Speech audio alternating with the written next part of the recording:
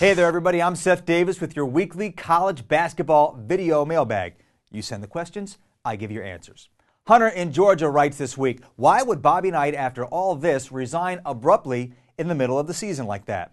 Well, Hunter, the resignation was not as abrupt as you might think. I've been hearing for the last year and a half or so that Knight was not enjoying himself at all at Texas Tech. The travel and the recruiting were wearing him down physically, and he was even taking losses harder now than he did while he was the coach in Indiana. That's why I did say several weeks ago that I thought this was going to be Knight's last season in Lubbock. Now, his son Pat was already designated to be his successor at Texas Tech, and I think Knight simply saw an opportunity to give Pat a head start on that job with a team that's going to be returning mostly intact next season. Knight did leave open the possibility he might return to the sidelines. I, for one, seriously doubt that will happen. But then again, this is Bobby Knight we're talking about. Perhaps we should always expect the unexpected.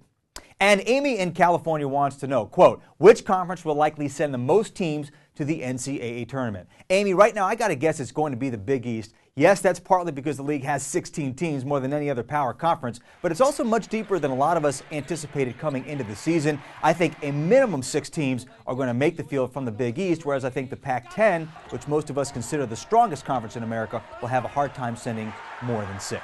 Well, thanks for joining me on this week's edition of Seth Davis's Video Mailbag. If you have a question you want answered, send it to me at sethmailbag@cstv.com. Thanks for watching, everybody, and I'll catch you next week.